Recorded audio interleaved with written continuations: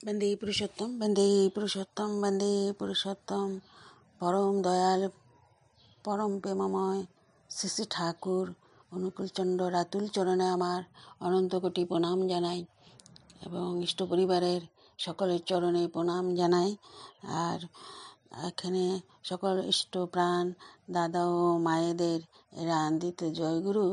তো আমি এখানে ঠাকুরের জীবনের কিছু কথা পড়ে শোনাচ্ছি আপনাদেরকে, যেটা আলোচনা 12 জ্যৈষ্ঠ 1360 27শে মে 1953 সনে বলেছিলেন, সেই সময়ের কথা। তো শ্রী শ্রী ঠাকুর একটু আগে জ্যোতি আশ্রম থেকে উঠে এসে বড়াল বাংলার বারান্দায় চকিতে বসেছেন। সকাল 9টা। আজকাল অনেক বাণী দিচ্ছেন প্রফুল্লদা দাস, সেইগুলি পরিষ্কার করে লিখে এনে শ্রী শ্রী ঠাকুরকে শোনাচ্ছেন। কলকাতা থেকে একজন এমএলএ শ্রী সুহদ মল্লিক চৌধুরী এবং অর্থনীতি অধ্যাপক চিত্তদা এসেছেন, তাদের সাথে কথাবার্তা চলছে।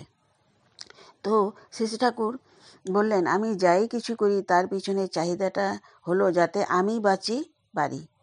তোমরা যেমন নেতা মানে যে মানুষকে বাঁচাবার পথে নিয়ে যায়, এই যে প্রাদেশিকতা, এটা মানুষের কত ক্ষতি করে।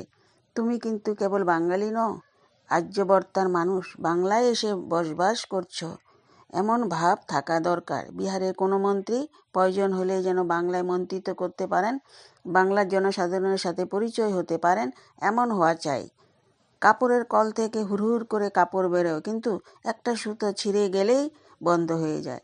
তাকে আবার নিয়ন্ত্রিত করে দিলে তখন ঠিক চলতে থাকে। তেমনি ধরো তুমি হয়তো প্রাইম মিনিস্টার, প্রধানমন্ত্রী আছো, দেশের কোথাও এক জায়গায় নতুন সামান্য একটু গন্ডগোল হলো, তুমি সেখানে যে সব ঠিক করে দিলে। তুমি মেশিনের অধীনে থাকবে না, মেশিন সব সময় তোমার কন্ট্রোল বা অধীনে থাকবে। বক্তৃতার মধ্যে যখন কথা বলবে তখন বাস্তব বিষয়ের উপরে দাঁড়িয়ে বলবে, কাউকে নিন্দা করবে না, কিছু না, অথচ বাস্তব বিষয়ের উপরে দাঁড়িয়ে এমন কথা বলবে যাতে মানুষ উদ্দীপ্ত হয়ে ওঠে। চিত্তদা বললেন, মানুষের যেরকম অধোগতি তা কিভাবে ঠিক করা যাবে? তো শ্রী ঠাকুর বললেন, সেই জন্যই তো আমি কই 40 জন মানুষের কথা। আসো না কেন, লাগো না কেন? কত মানুষ তো গাঁজা ভাং খেয়ে জীবন কাটায়, এবার একটু এই ভাং খেয়ে লাগ না কেন? 40 জন জোগাড় করো। ওই 40 জনের কেউ হয়তো গেল আমেরিকায়, কেউ সাউথ আমেরিকায়, কেউ বা এশিয়ায়। ভেবে দেখো কী রকম দোলা দেবার কারবার লেগে যাবে, কি কাণ্ড হবে। ওই 40 জনে আবার কত 40 জন সৃষ্টি করে ফেলবে। শহীদদা বললেন, আপনাকে অনেকে ভগবান বলে মনে করেন, আমার মনে হয় তারা আপনার কাছে এসে এমন ভালোবাসা পায় যাতে ওই রকম ভাবে। তো শ্রী শ্রী ঠাকুর বললেন, তুমি ভগবানই কও, অবতার কও, শিব চক্রবর্তী মশাইয়ের বড় ছেলে অনুকূল চক্রবর্তী কও, আর মেথর ডোমি কও, আমি যা আমি তাই। আমি শুধু তোমাদের বলি, তোমরা বাঁচো, তোমরা বাড়ো, সুখে দীর্ঘজীবী হয়ে বেঁচে থাকো। এমন কাজ করো না, এমন কথা বলো না, এমন চিন্তা করো না যাতে তোমাদের জীবন বৃদ্ধি ক্ষুণ্ণ হতে পারে। তোমরা অমৃতের সন্তান, সেই রকম তোমাদের যে পূর্বপুরুষ ছিল, তোমরাও তেমনি হয়ে ওঠো। আর যাই কিছু বলো তার সাথে স্মৃতিবাহী চেতনা থাকা চাই। তাহলে ওই যে কি আছে, আকাশের পাখি কহিছে গাহি, মরণ নাহি, ওই রকমই হয়ে ওঠো, ওই রকম হয়ে ওঠে। চিত্তদাকে বলছেন, চাষবাস যা করি তার সাথে যদি মানুষের চাষ না করি তাহলে কিছুই হলো না। মানুষ যদি না বাঁচে তবে চাষ করবে কে? বাসেই বা কে করবে? ধানের চাষ করে ফল পেতে কয়েক মাস লাগে, মানুষের চাষ করে ফল পেতে গেলে 16 থেকে 20 বছর। শহীদদাকে বলল, দেখো আরেকটা কথা কই, তুমি কি কুলীন? শহীদদা বলল, না, আমি মৌলিক কাস্ত। কুলীন? ঠাকুর বললেন তখন, তাহলে আর কুলীনের মেয়ে নিও না, কুলীনের মেয়ে নিলে অবনতি আসবে। এইরকম যেখানে সেখানে হয়েছে দেখবে, তাও নিয়ন্ত্রিত করে ফেলানো লাগবে।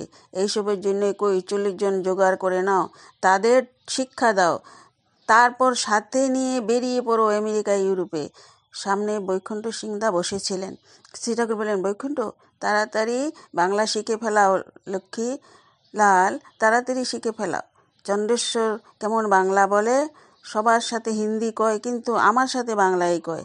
আমি তো বুড়ো বাক, আমার তো হলো না কিছু। শ্রী ঠাকুর এই কথাটি বলার ভঙ্গিতে সবাই হেসে ফেললেন। বিকালে শ্রী ঠাকুর জ্যোতি আশ্রমে এসে বসতে আমি জিজ্ঞাসা করলাম, আপনার শরীর কেমন আছে? শ্রী ঠাকুর বললেন, আমার শরীর তো আছে একই রকম, কিন্তু তোরা চ্যাংড়া মানুষ, তোদের দিকে চাইলে যে আর ভরসা থাকে না। আমি বুড়ো হয়ে গেছি, তা সত্ত্বেও তো এখনও ঠিকই আছি। কিছু পরে উড়িষ্যার কৃষ্টি নিয়ে কথা চলছে। শ্রী ঠাকুর জগন্নাথ দেবের যে মন্দির আছে, ওখানে তা ছিল একটা কৃষ্টির কেন্দ্র। সে যে কত আগের থেকে ছিল তা ঠিক পাওয়া যায় না। চৈতন্যদেবের সময় থেকেও না, তার আগে থেকে ওখানে একটা বিরাট কৃষ্টি ছিল। তার সাক্ষী দিয়েছে জগন্নাথ দেবের মন্দির, ভুবনেশ্বরের মন্দির, কোণার্কের মন্দির। জগন্নাথ দেবের ভোগের মধ্যে আছে পান্তা ভাত। পান্তা ভাতে যথেষ্ট পরিমাণ ভিটামিন বি থাকে, ওতে একটা ফ্লেভার, মৃদু গন্ধ থাকে। ওটা হেলথের, স্বাস্থ্যের পক্ষে খুবই উপকারী। পান্তা ভাত, কলা, দই খুব উপকারী। অথবা পান্তা ভাত, কাঁচা লঙ্কা আর নুন। তো তারপর সকলকে ডেকে শ্রী ঠাকুর জিজ্ঞাসা করতে লাগলেন, কে কে পান্তা ভাত খেয়েছে?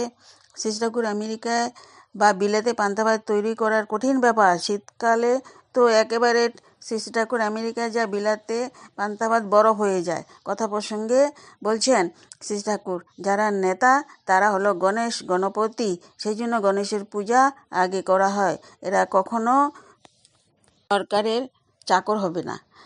তো জনার্দন দাস মুখোপাধ্যায় বললেন, হাতির মাথার তাৎপর্য কী? শ্রী ঠাকুর বললেন, গণেশের দুই হাতে লেখে আর দুই হাতে কাজ করে। গণেশের হাতির মতো মাথা না হলে চলবে কি করে, যাতে সে সমস্ত কিছুর ভার নিতে পারে। একটু পরে বললেন, বামুনও পতিত হয় সরকারের পয়সা খেলে, রাজার দান নিলে। তার আজীব হওয়া উচিত লোকপ্রসাদ। এইরকম বৃদ্ধি হলে তো মানুষ লোকের ইন্টারেস্ট স্বার্থান্বিত হয়ে ওঠে না। তুমি যদি আমার কথা শুনে চলো, তাহলে তুমি দেশের প্রেসিডেন্ট হলেও মানুষ যখন তোমাকে 2 টাকা দিয়ে প্রণাম করবে, 2 শাক ভাত খেতে দিবে, তাই তুমি সম্পদ মনে করবে। আর লোক সম্পদ, টাকা সম্পদ নয়। মানুষ টাকা আনে। সুহৃদদা বললেন, আপনি যে 40 জনের কথা বলছেন, তারা কি সংসার ত্যাগী হবে? শ্রী ঠাকুর বললেন, সংসার ত্যাগ করতেই হবে তার কোনো মানে নেই। সংসার থাকলেও হয়, না থাকলেও হয়। আসল কথা পেছনে পিস টানে ভুকরূপ না করে এইটাকে প্রধান রাখা দরকার। পিস টান যেন তাকে টেনে না নামাতে পারে। এইভাবে দেশ শুদ্ধ একেবারে হোল ইন্ডিয়া, সমস্ত ভারতবর্ষ পাগল করে তোলা চাই। সুবিধা বললেন, অন্যান্য যেসব পার্টি দল আছে তারা ভাবে সৎসঙ্গে যদি এখন কাজে নামে তাহলে আমাদের অস্তিত্ব বিলুপ্ত হয়ে যাবে। শ্রী ঠাকুর বললেন, সে ভয় নাই, ওদের অস্তিত্ব বিলোপ পাবে না, বৃদ্ধ হয়ে উঠতে পারে। রাস্তায় ঘুরে না বেরিয়ে যদি লোক একটা মানুষের কাছে যেয়ে একত্রিত হয়, তাহলে সেটা কি ভালো নয়? চিত্তদা বললেন, আজকাল তো বহু দল হয়ে গেছে। শ্রী ঠাকুর বললেন, লাখ দল থাকুক, তাতে কিছু আসে যায় না, যদি তারা এক নীতিতে অনন্বিত হতে পারে। যত মানুষ তত দল হতে পারে। যেমন শরীরের প্রত্যেকটি কোষ আলাদা, কিন্তু কোষগুলো যদি পরস্পরের সাথে অন্বিত না হয়ে ওঠে, তাহলে তো শরীর গঠন হয় না। কথা ঠিক বুঝো। দলগুলো যদি বাঁচাবার পূজারি হয়, তাহলে তাদের বাদ দেওয়া চলে না। তো এটা বলেছিলেন। শেষ করছি। আপনাদের সর্বাঙ্গীন মঙ্গল হোক। জয় গুরু।